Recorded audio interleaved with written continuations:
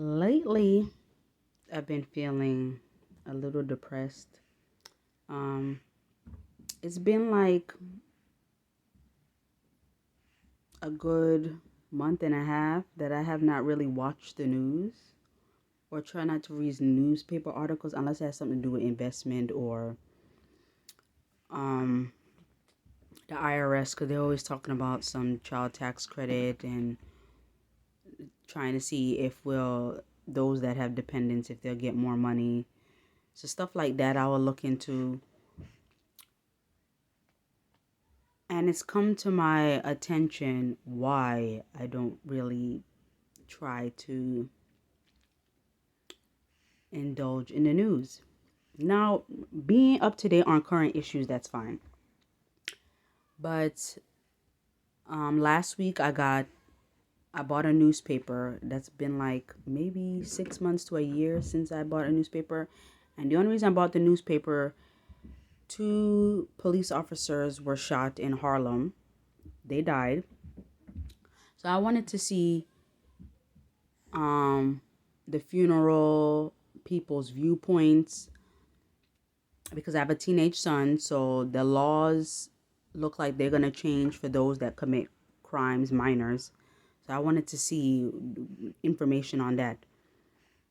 And then two people committed suicide. So it's like, oh. And the woman that committed suicide, Chelsie Kryst, and before her it was Ian Alexander Jr.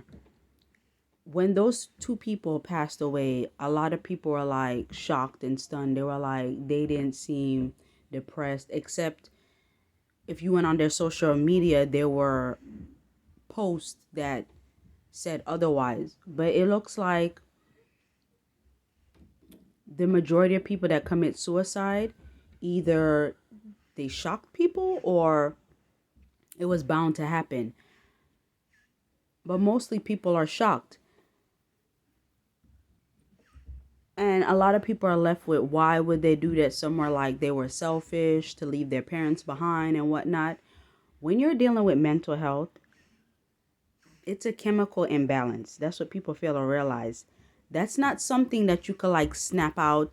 That's if you're struggling mentally, you're not thinking about your parents, you're not thinking about your friends, you're not thinking about your career. You're thinking about having to let those demons and the pain, the demons and the pain to stop. That's what you're thinking about. So when people are like, oh my gosh, they didn't know that this person was struggling.